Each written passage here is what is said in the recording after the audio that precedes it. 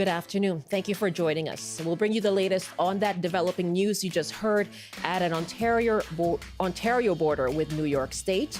And on the open line, the federal government says it has plans to bring financial relief for mortgage holders. Well, will Ottawa's plan help soften the blow of rising interest rates? Mark Ting will take your questions after 12:30. But first, BC Labour Minister Harry Bains has tabled legislation, he says, to protect gig workers. Will that make a difference for you? You can give us a call. I'm Michelle Eliot. Welcome to BC Today.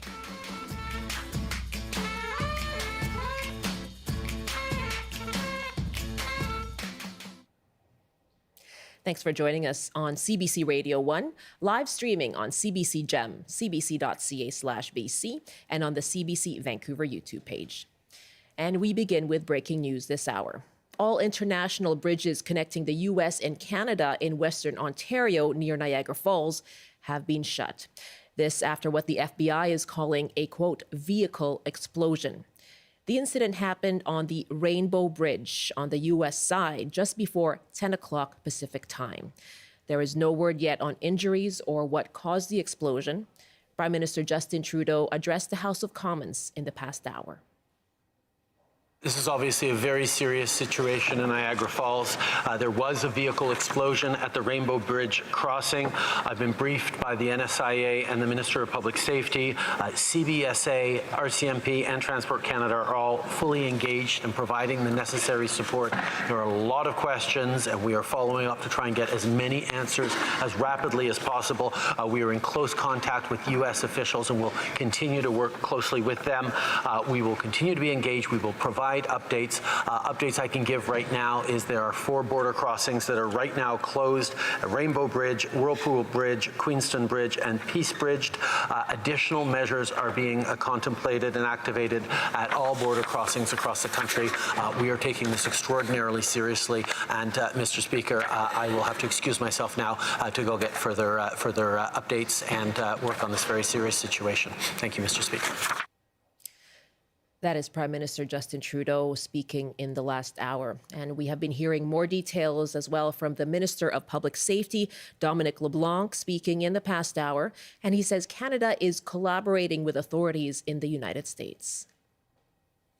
As you know, a vehicle exploded at a border crossing point. We're receiving regular updates both from American authorities and the RCMP and the Border Services Agency. I was briefed by the President of the Canadian Border Services Agency. The Prime Minister and I will receive further information in the coming moments. This is obviously a very serious situation. The Government of Canada is taking this situation extremely seriously. We are in close contact with American authorities. I will be speaking with the U.S. Homeland Security Secretary shortly. That's Public Safety Minister Dominic LeBlanc speaking in the past hour. Now, CBC News reporter Katie Simpson says that the working assumption by U.S. authorities at the moment is that it was intentional until proven otherwise. And CBC News is working on this story. We'll bring you any major updates throughout the program here on BC Today. You'll hear more in our 12:30 newscast. You can also find out more on our website, cbcnews.ca, and on the CBC News app. And as you heard from Prime Minister Justin Trudeau, he said additional measures are being contemplated and activated at all borders across the country.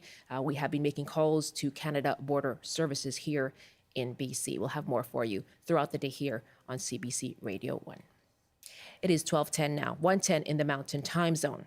Well, BC is promising more protections for app-based gig workers, including those people who drive for ride-hailing companies or food delivery companies. And they include a minimum wage standard of 120% of the current general minimum wage of $16. The proposed legislation also stops companies from withholding tips, provides review processes if driver accounts are suspended, and if passed, the legislation would be implemented early next year. CBC's Leanne Young spoke with 2 workers who had been pushing for reforms to hear what they thought of the changes.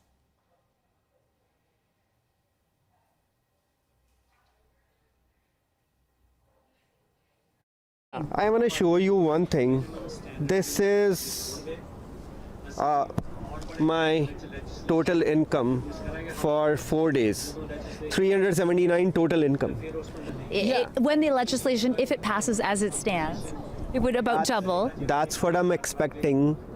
Even the thing is, we are living in the most expensive city.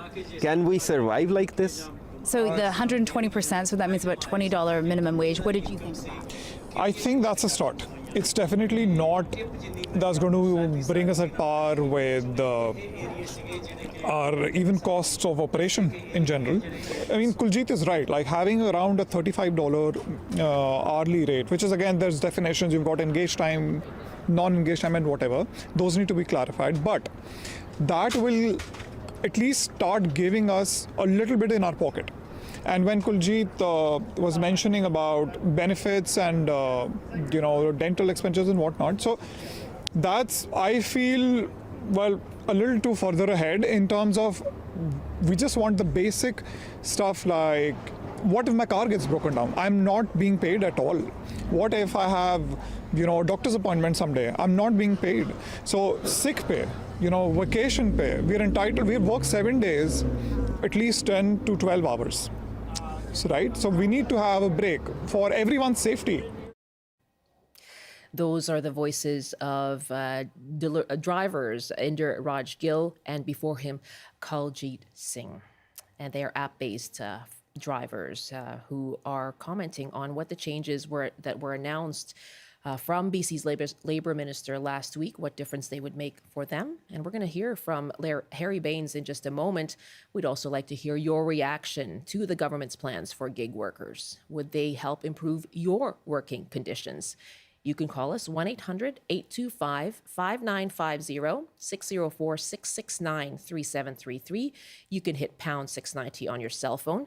By email, share your thoughts, bctoday@cbc.ca. And Labour Minister Harry Bains joins me now. Good afternoon, Minister. Good afternoon. Thank you very much for joining us. Now, you heard some of the complaints there, wages, benefits. I spoke with a taxi driver yesterday, actually, who said he was frustrated with a lack of transparency when it came to pay. How does your proposed legislation address these concerns? Well, the legislation has been introduced Monday this week, and it will amend Employment Standard Act and the Workers' Compensation Act. And our intention through these changes is to improve the working conditions of app-based ride-hail workers and the food delivery workers. And when we went through engagement process for the last 6 months, a year, met with many drivers who are engaged in this industry. And 4 or 5 themes came out very, very clearly. One is the low and unpredictable wages, that they're not covered by the workers' compensation if they're injured on the job, and the pay transparency isn't there. The customer don't know what portion of their fare goes to the driver. The driver doesn't know what the customer has been charged and how much tip has been left behind. And I think those are some of the areas. And also, we heard very clearly that sometime their app is deactivated without notice and without reason given. So I think they end up losing work as a result of that. So we're fixing those areas through these changes. Number one, as you mentioned, that the minimum wage that employer will be required to pay is 120% of BC's minimum wage. Mm-hmm. And then also they will be providing them statement every 2 weeks about their earnings and their deductions. And if their earning is less than 120% of the minimum wage, then the platform companies will be required to top up to make up the difference. And now also they will be covered under the Workers' Compensation Act in British Columbia, which means that the app-based companies will be now registering them with the WorkSafe BC and paying premium on behalf of these workers. Okay. Health and safety regulations must be followed, and so they will be protected and covered in the event of a workplace injury or illness. And also there will be a process if their app is deactivated. Number one, platform company required to give them written notice, written reasons, and also a process for the workers to present their case. And the other part would be we are still finalizing how to compensate the driver. As you heard them, they bring their own car, the gas and the maintenance of the car. Right. That provision will be there. So I think overall, this would be we will be the first jurisdiction in Canada to have these changes implemented to provide the protection these workers have been asking for. And we've been working with the companies, working with the drivers and their advocates. I consider this as a first step. We will monitor going forward for 6 months, a year, see whether there's a desired impact left on these drivers through these changes. If not, there are gaps. I think then we will be sit down and talk to them again and see what more can be done. When it comes to those gaps, I want to get to that minimum wage standard. So it is 120% of the current general minimum wage, but this is during an assignment. And so the companies would have to make up the difference if they are on assignment. Is that correct? Correct. But the comment from the BC Federation of Labor has been that, for most workers in BC, you go in each day, you get paid for all of your time at work. Under this plan, they're only covered for that, quote, engaged time. And so doesn't this remain as unpredictable as it has been because they don't know when they're going to get hailed for a ride? Yeah, I think those are the complexities that we still need to iron out. What example that is being used is you go to a restaurant and whether you're waiting or you're working, you are paid. But there's an employer-employee relationship. There's a one employer you go to every day. You're working for the same employer every day, and also all day you're working with the same employer. Here you're waiting for the assignment, right. And we also heard that you could be. Have maybe 2 or 3 apps open. So which company actually should be responsible for waiting time? That's why we come up with 120% compensate some of the waiting period. And then we will like I said, we will monitor, see whether this hit the mark or not. And then I think the whole idea is to collect data going forward so that we know rather than anecdotal information, but we will have a proper data available to us going forward to see how these workers have been paid, what their wages have been, and how long they were actually waiting, and what their assignment time was, and also whether the formula they came up with to compensate their car and the car expenses, and also the disconnection, losing job, whether that process is working. So I think this is I call it a first step. And we will monitor, and then we will see what areas still need to be addressed, and we are committed to address that because. Do you have a timeline for monitoring? Do you have a timeline for checking to see whether it is working? Yes, I think I give it a 6 months to a year to have a proper data available to us. Okay. And then we will go back, talk to the app-based companies and the workers and their advocates to see how do we utilize that data and see whether what we are trying to achieve here is actually working. Because I believe, and I know my colleagues in my government believe, that regardless who you are, which sector of the economy you work, what your immigration status is, regardless, you should be treated with just like any other worker out there and enjoy the same rights and protections. And on that, you intend to make amendments to the Employment Standards Act and the Workers' Compensation Act to define online platforms and actually consider them employees.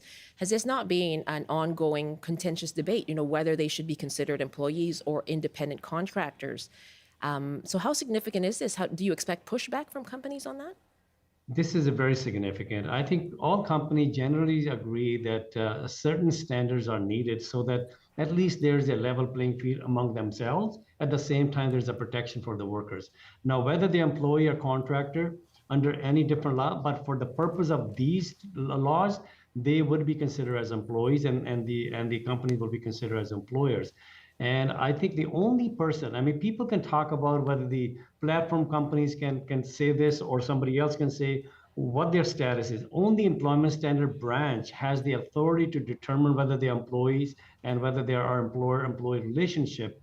And they can make that decision going forward. And if they hear a case, a complaint comes to them, they have the authority to make a decision on the status of these workers. And we haven't seen that yet. Finally, Minister, what about paid sick leave? Yeah, so again, like I said, this is the beginning, and there are other areas like hours of work and paid sick leave. And because of the complexity that, as I mentioned earlier, sometimes they are working, 2 or 3 different employers or app-based companies. We need to monitor this and see what more can be done going forward. But again, like I said, this is the first step. And these are the areas that the workers brought up to us when we met with them. There were the hundreds of them who directly told us those are the areas of concern. We are fixing those areas right now. Minister Baines, thank you so much for your time. Thank you for having us. You take care. Harry Baines is BC's Labour Minister. And Uber sent CBC a statement. It says, quote, Uber is supportive of government policies that protect the flexibility and independence of app-based workers while offering benefits and protections tailored to the work they do. It goes on to call the announcement encouraging, but also says they will need to review the legislation and regulations closely once available. We are taking your calls on this. Would this legislation help improve working conditions for app-based gig workers? Would it help improve your own working conditions? Let us know your situation and what are the protections that you're looking for. 1-800-825-5950, 604-669-3733, pound 690 on your cell phone. You can email bctoday@cbc.ca. Joining me now with his thoughts is Gavin McGarrigle, Western Regional Director for Unifor. Good afternoon. Thanks for joining us, Gavin. Yeah, thanks for having me. What do you think of what you've heard from the Labour Minister in the province? Well, it's not a surprise that Uber is generally supportive because it's a bit of a gift to the companies. And I think it's pretty much everything on their wish list. I think they're more concerned about a concerted fight back from these companies than they are about actually bargaining fair gains. It is fair to say that, can we sit down and talk about different methods of work, different rates? But the province already has a lot of experience in paying trip-rated workers under the Container Trucking Act, for instance. There are things like daily minimum guarantees. There's an extra $25 charge per trip to give them a positioning, moving from one part of the city to another, for instance, when you're not getting paid. It's already registered. There's a commissioner, there's enforcement, there's fines. We don't see any of that here. And sick leave and vacations and stat holidays. I mean, we do bargaining all the time, and minimum vacation pay is 4%. You add in stats, that's an extra couple of percent. So there's some big gaps in how workers are going to get paid. Never mind the fact that they're only going to get paid for the time that they're active and not some kind of a daily minimum guarantee, because that's ultimately what it costs every single one of these vehicle-based workers is a certain minimum amount to come out and actually be available for these companies. Isn't it progress, though, to say that you're going to amend the Employment Standards Act, the Workers' Compensation Act, to offer and to define these workers as employees rather than independent contractors? Well, as the minister has acknowledged, it's actually up to the Employment Standards Branch and really the Labour Code. We call them dependent contractors. There's a long history in British Columbia of dependent contractors and how they can be organized in that. So certainly it's helpful to have some clarity moving forward, but when they have other examples that are right there that they've chosen to ignore, it really makes you realize, are they doing more of the biddings of the companies instead of actually helping these workers? Minister Baines had previous mandate letters issued by Premier Horgan telling him to investigate group benefits and group pensions for gig workers. And, we've tried to follow up with the government on further detail on that for years, and we've really heard nothing. So saying you're doing something and really kind of ticking off Uber's wish list while not actually putting some minimum daily pay right now in the hands of workers while we figure it out, it's a little bit shy. We look forward to, we're happy to see that the government is going to be consulting more on costs, and we look forward to providing those examples because there already is data out there. of what it costs drivers to be on the road, and hopefully we can fix some of this. So Okay. it's a good first step, but it could go a heck of a lot farther. But these challenges are not unique to BC, right? Dealing with these app-based ride-hailing companies, delivery companies, it's a new sector. It's a new economy. And as you heard from the Labour Minister, there are unique challenges. You're not just dealing with one employer, for example. You may be dealing with several at a time. How applicable are that data that you've been talking about? Is this situation not unique, and is this not a first step to address those unique concerns? Well, I mean, you've been hearing this for 100 years from the employer community, that their situation is unique, that their way they're structured their work is unique. And as I said, there are some challenges and there are some things that you can sit down and work out.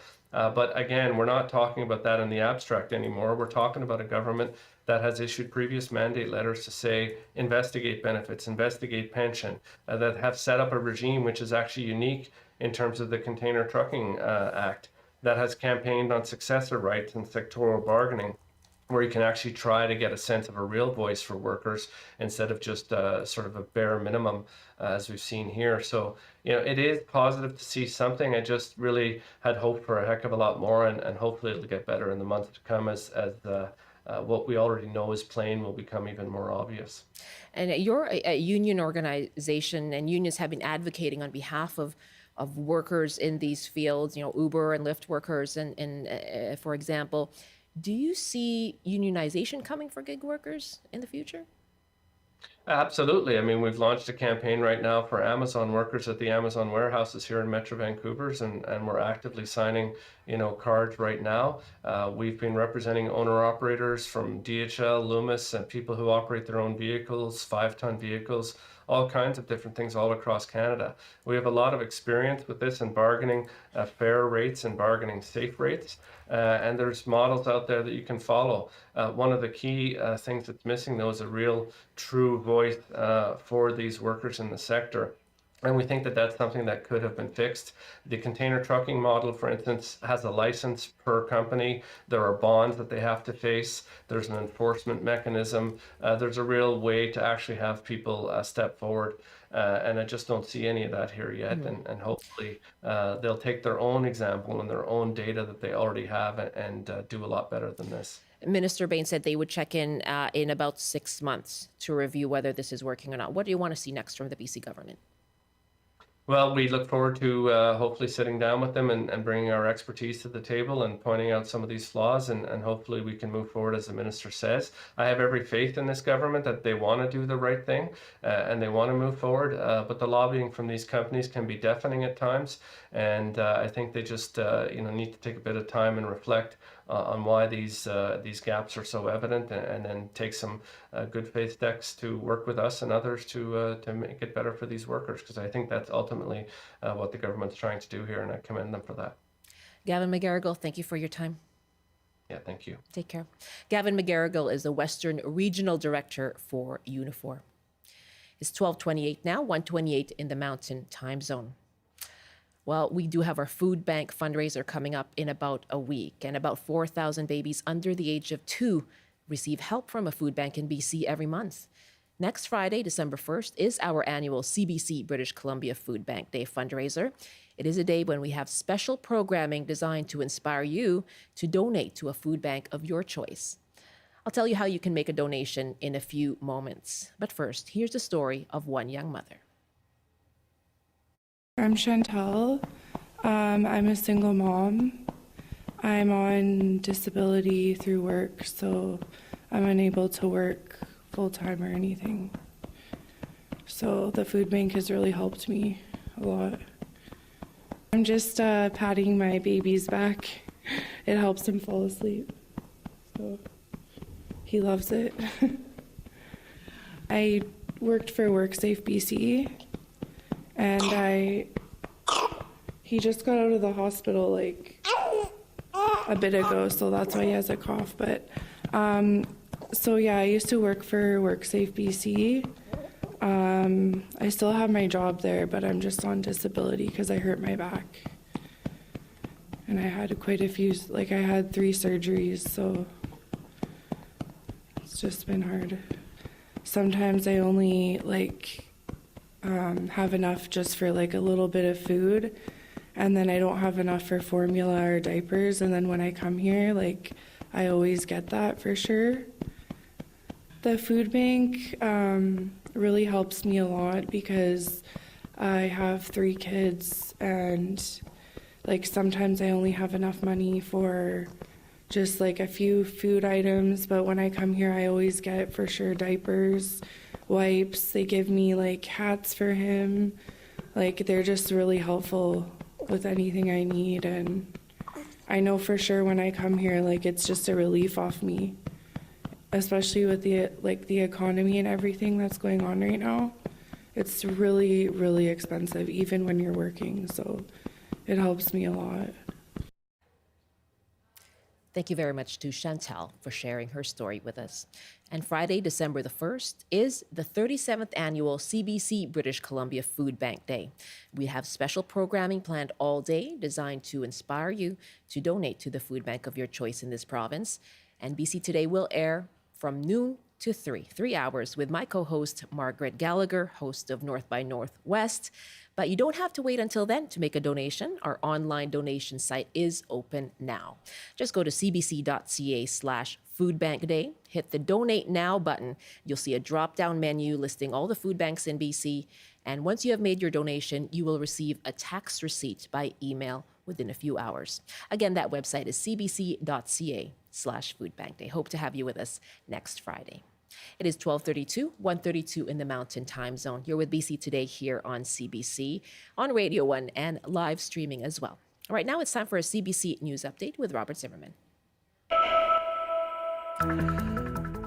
Good afternoon. Officials now say 2 people are dead after an explosion on the U.S. side of the Rainbow Bridge near Niagara Falls. Reuters is reporting that according to early assessments, the explosion was likely caused by a reckless driver.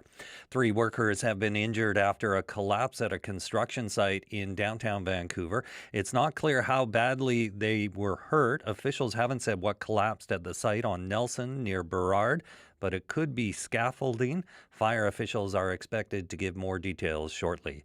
And the city of Penticton has declared a local state of emergency over fears of a potential rock slide. It's ordered 25 properties evacuated in a mobile home park following a review by a geotechnical engineer. The city says it will share more details soon about how it plans to deal with the unstable rock. And now the forecast on the north coast, a chance of rain this afternoon with a high of 7, highs to -3 with a mix of sun and cloud in the piece. In the central interior, some sun and cloud with a high of +3, highs from 0 to 6 with some sunshine in the Kootenays. In the southern interior, cloudy with a high of 8, and mainly cloudy in Metro Vancouver and the Fraser Valley this afternoon, mainly sunny in Greater Victoria with highs around 9. I'll have more local news at the top of the hour. Now back to Michelle with BC Today. Thank you so much, Rob. Robert Zimmerman in the CBC Vancouver newsroom. Welcome back. You're with BC Today here on CBC. We're on Radio 1. You can catch us on 88.1 FM in Metro Vancouver. Live online as well. Hello to you watching on YouTube. You can find us at CBC Vancouver on our website, cbc.ca/BC. You can also use the CBC Gem streaming app. Well, on the show this week, we have been discussing the issue of housing and new supports from the federal government to help homeowners who've been hit by costs that just keep going up and up.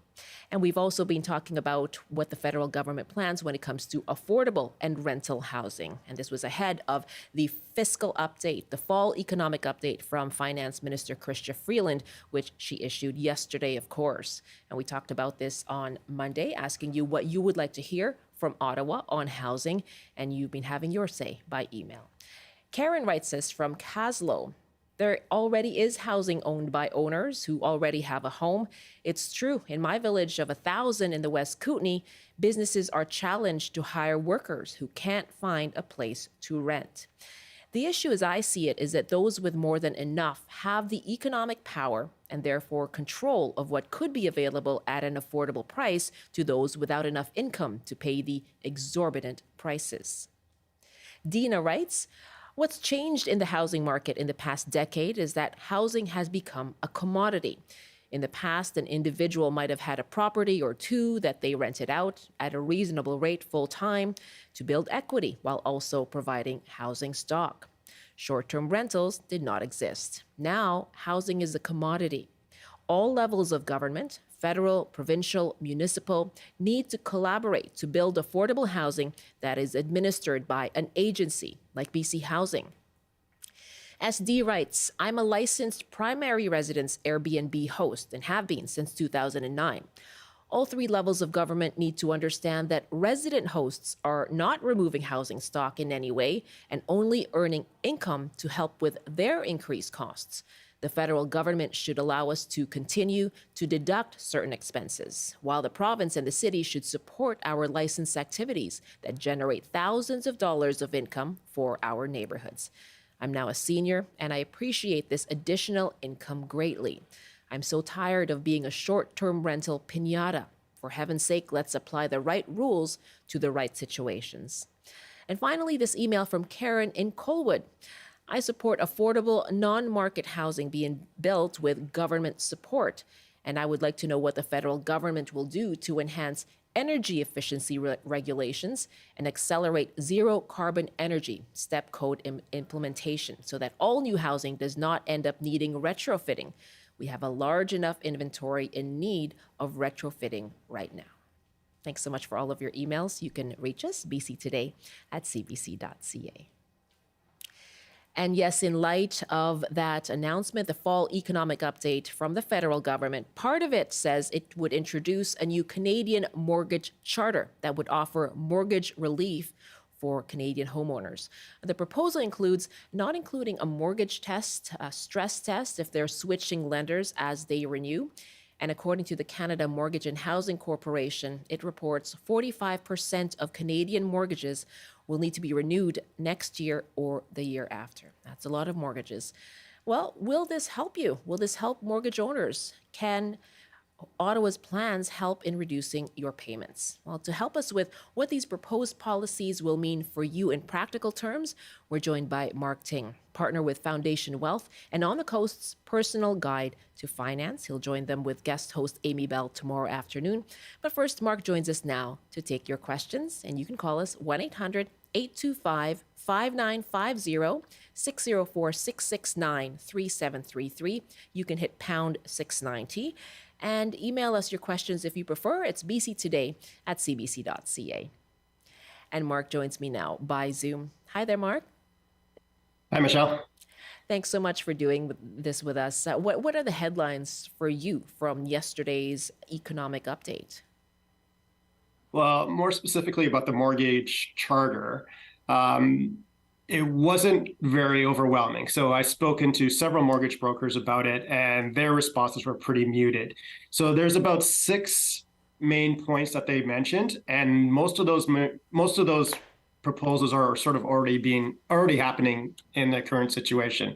And then the one that you mentioned is probably garnering the most amount of buzz. It's the one where you can you're able to move mortgages without having stress test again. And Right. and that could be a benefit, because what happens right now is banks or lenders will have pretty much a moat around their current lenders, because if they do try to move, then they'll have to be re-stress test. But the main thing I'd like to point out is it really affects people with insured mortgages. So people who were insured when they started their mortgage, not everybody. So all those renewals that you were speaking about, a lot of them won't qualify for this. Because of that insured portion. Exactly. So, like, for example, I had 2 mortgages that were due to be renewed last year, and had this charter being in place, it wouldn't have affected me at all because I had more than the 20% down payment. Right.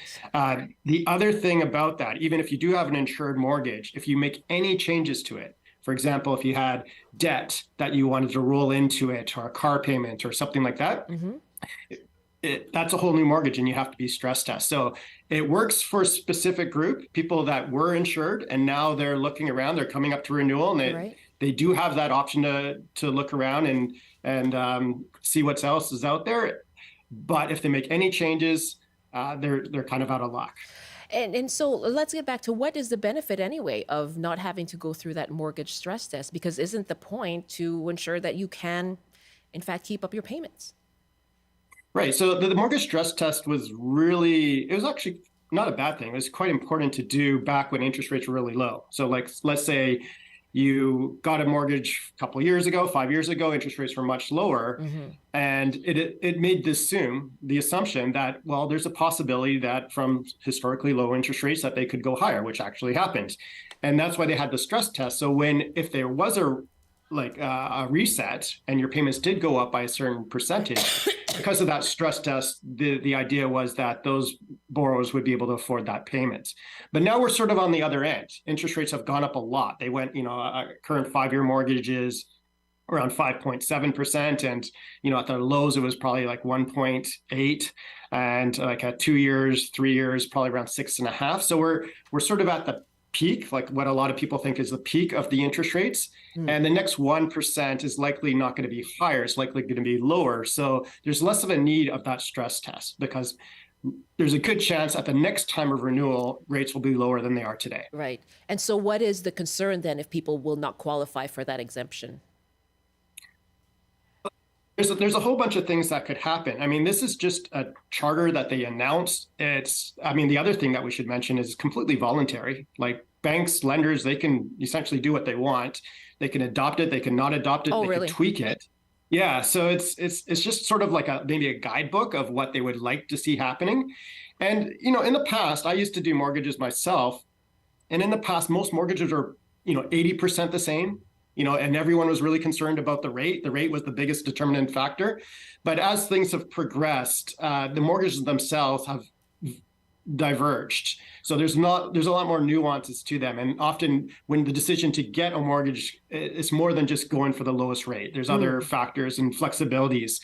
And this charter is trying to bring back a lot of the flexibilities. If you look at the 6 points, they want to get rid of prepayment penalties to a certain extent, allow lump sums. But for most of these things, they are already available existingly, like right now.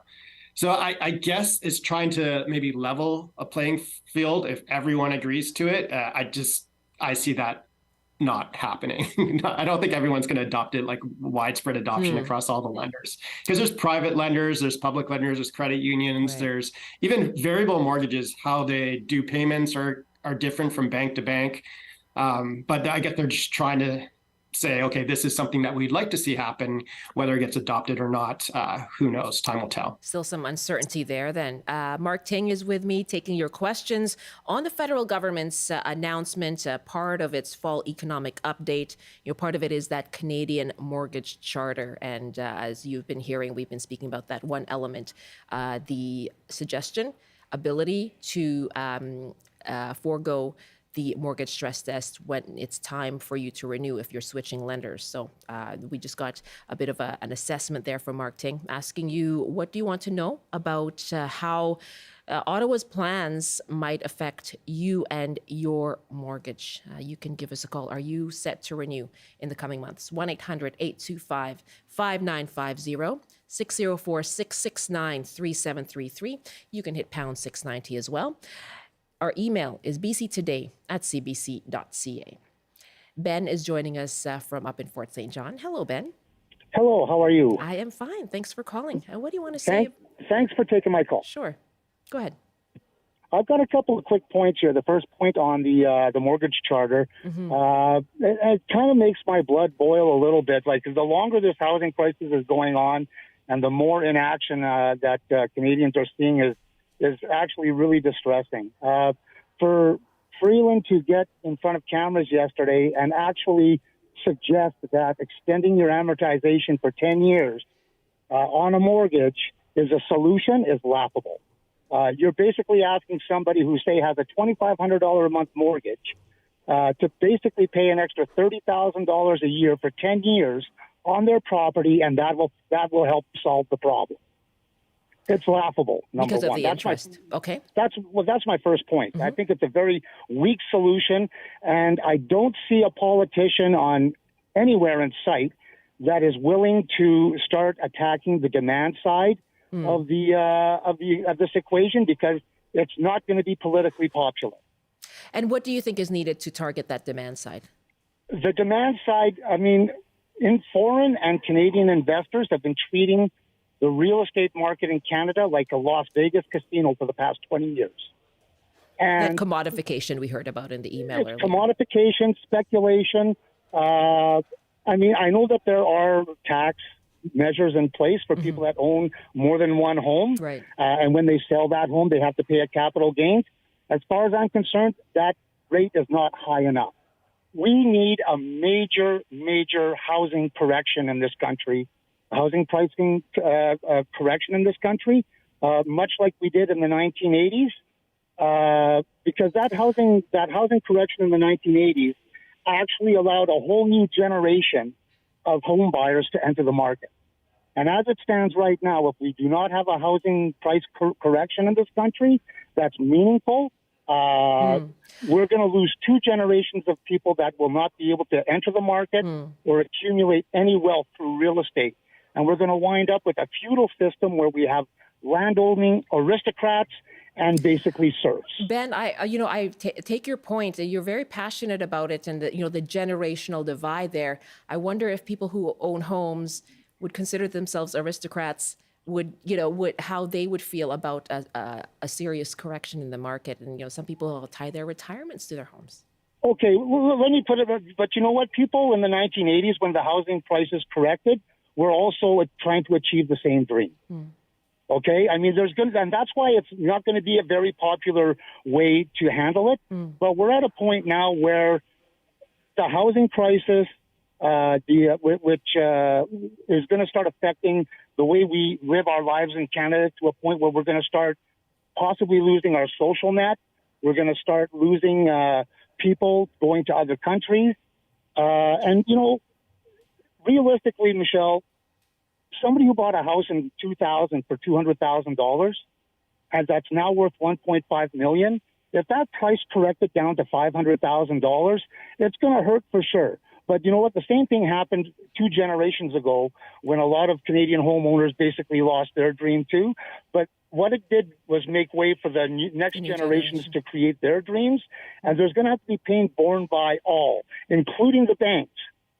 Banks right now will have to be legislated where if you have an underwater mortgage, say in 5 years, when you renew because the house is worth less than what the actual mortgage is, banks are going to have to commit to letting those people pay off that mortgage if they are able, instead of foreclosing. Ben, really, really good to hear from you. I appreciate the conversation we just had. Thank you so much. Okay, thanks. You take care. That's Ben in Fort St. John. Mark, your thoughts on that? We heard from Chrystia Freeland. I heard her interviewed, and she said, yes, this is addressing supply, right? All the billions of dollars that are being put toward loans for building rentals, as well as, and then we're talking about rentals here, as well as $1 billion for nonprofits and public housing and things like that. It's about dealing with supply. What about the demand side? Does that need to be tempered? Yeah, I kind of disagree with the caller. I would say that the government has done a lot to squash the demand side. And because the demand side's being squashed, you got rid of foreign buyers for the most part. It meant that there's been a lack of investment in our housing. If you look at developers, a lot of them are going under. Even some of our big ones are really, really struggling. And as much as people hate developers, and some people will say, okay, that's a great thing, who cares? They're greedy developers. Well, they're a huge part of the equation. And so what we're seeing is these developers are not willing to build in Vancouver. They just cannot make money off of it. Typical developer will want to get a profit of about 14%. And then, but with the prices being what they are, inflation, they're just like, no, we can't do it. Because they did their business models about 5 years ago, their performance. And back then, conditions were completely different. So what we're seeing is, developers going under, they're handing back deposits saying they're not going through projects or canceling projects. So that's all really affecting supply. The only way they will continue to develop really is with these programs. So it's essentially the government will have to give them 0 interest loans, or they'll have to do things to incentivize them on the supply side, because I think that's what we need. We've been underdeveloping for such a long time. And then, of course, we're changing our attitude about density. We're going to more of the European style, where I guess the provincial government's saying a lot more density around hubs. So, I mean, it's a step in the right direction. It's too late, I would say. Like, we should have done this years ago. We should have been building gradually, as opposed to now we're hitting the panic button. But yeah, it's not gonna help anytime soon. But it needs to be done.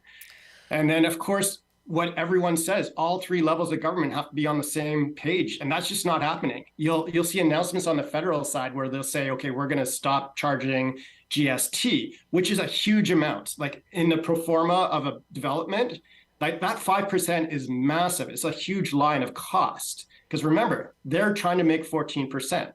So 5% of that is big, but they'll announce that, and the development community will be, they'll love that. Okay, great. We've been asking this for years.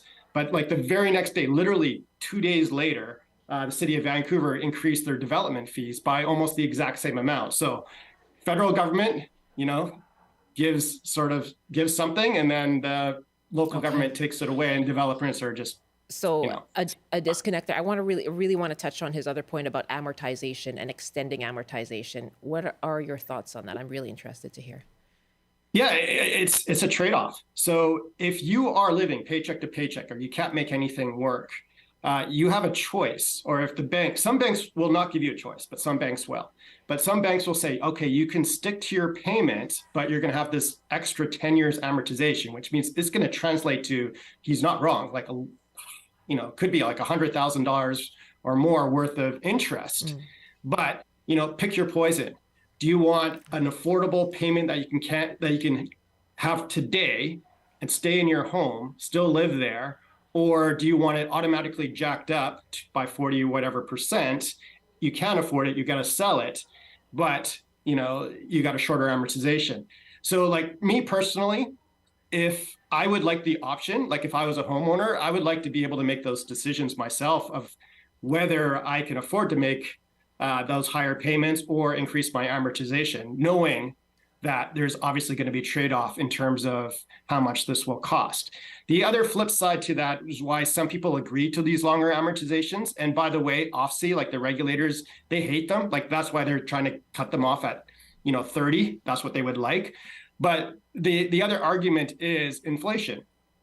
If you pay those payments that you make 20 years from now, 30 years from now, the value of your money is worth so much less. So you're paying back that mortgage with a lot weaker dollars. So some people will justify that if you've got an appreciating asset like a house, but you're paying it off, even though it's longer terms with weaker dollars, they can make that math work. So I'm not saying it's a great thing or a bad thing, but it's one of those things that people would want the option to either choose. Pick your poison, as you say. I just have about 45 seconds left, but what do you take from this announcement, and what any general advice mortgage holders can take as they look ahead over the coming months and couple of years when they may have to renew? More than ever, you really need a good mortgage broker. Someone who can actually go through those scenarios. So certain brokers will have software where they can sort of analyze rates going down, rates going up, and seeing how it affects your payments. What I don't like, when you get those renewals, you shouldn't automatically just go, okay, I got my renewal, I'm just going to accept that. Never do that. You always get a second opinion, and you want to make sure you deal with somebody who actually can give you and draw the numbers. I've never accepted the renewal. You always want to negotiate. You always want to see what else is out there and try to go back. And hopefully, particularly if you have an insured mortgage, because now you have the most power. Right. People with an uninsured, you're sort of you're in that mode of the banks, unfortunately. Okay. Mark, thank you so much for this. I really appreciate you helping us understand what came out of yesterday's announcement. Sure, no problem. Thank you. Take care. Mark Ting, partner with Foundation Wealth and On the Coast's personal guide to finance. You can hear him tomorrow on the Coast at 4:50 p.m. It is 12:54 and 1:54 in the Mountain Time Zone. Well, an update now for you on the breaking news this hour. 2 people are dead after a car exploded on the Rainbow Bridge between Ontario and New York.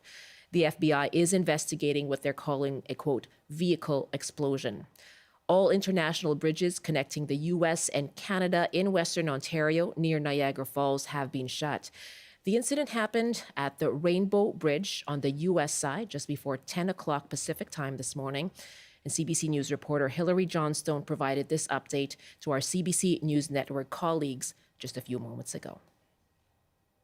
Some of the latest information coming to us from our colleague David Cochran as well. Of course, all of our colleagues here who've been speaking with sources, but saying from officials that it is still unclear whether or not this was intentional or not. Saying that when Canadian officials were first alerted that this had happened, that it was being sort of looked at under the assumption that it might be intentional. But also pointing out, as you have been pointing out recently as well, that that does not mean that this is terrorism, even though it was something that they are looking at, saying that at this point it is way too soon to know exactly what this is, what the intention was behind it, because, of course, there's still a lot to piece together. We do know, according to this source, that the state of that vehicle that the FBI says exploded, that there is not a lot left of it, that it has been very, very severely burned. And of course, that confirmation that 2 people inside died. So that's sort of the latest information that we know at this point. I do have some maps here and some of the latest images that we want to bring people at home. But let's start with some of these maps just to sort of show people where this happened exactly. So, of course, you can see there on your screen the Rainbow Bridge, where this happened. We know that there are now 4 of those international crossings that have been closed. Of course, all of this along that Niagara River there. You can see Niagara Falls, Ontario on one side, Niagara Falls, New York on the other side. We've already heard from police on the Canadian side of the border, for example, that people should expect delays, not just at those border crossings and around them, but possibly even into cities as well because of the vehicles, or all the vehicles, the traffic that will be backed up because of this. I believe we have another map. Yep, here we go, just to sort of show you once again some of those areas, those 4 international crossings that have now been closed because of all of this. So you can see them there on your screen, including the Peace Bridge there down at the bottom, the Rainbow Bridge, of course, which is what we are so focused on right now, Lewiston, and Whirlpool Bridge as well. Just a short time ago, Hannah, we did have a statement coming from officials with the Ambassador Bridge, which of course connects Windsor, Ontario with Detroit, saying that that crossing is still open at this point. Take a look at this, though. These are some of the latest images into our newsroom. You can still see smoke there in the aftermath of that vehicle explosion at that crossing on the Rainbow Bridge. Of course, like we've been saying, still trying to understand exactly what happened, what the intention was, but we do know that 2 people have died. That's CBC reporter Hilary Johnstone giving an update. And those 4 bridges that Hilary referred to are the Lewiston Bridge, Whirlpool Bridge, Rainbow Bridge, and Peace Bridge. CBC News is working on this developing story. And to recap, 2 people are dead after a car exploded on the Rainbow Bridge between Ontario and New York. The FBI is investigating what they're calling a vehicle explosion. More to come in your CBC News cast coming up in a few moments online, cbcnews.ca. I'm Michelle Eliot. Thanks for joining us on BC Today. Have a good afternoon.